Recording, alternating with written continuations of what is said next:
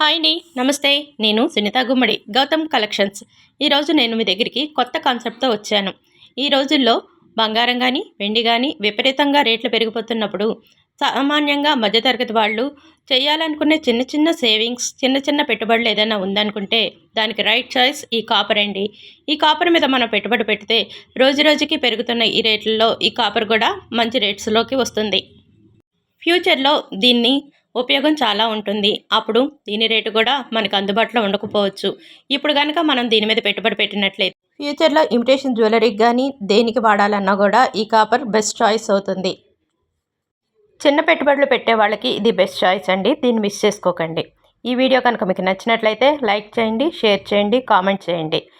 ఈ పెట్టుబడి గురించి మీరు ఆలోచించండి. నా మాటను ట్రస్ట్ చేయండి.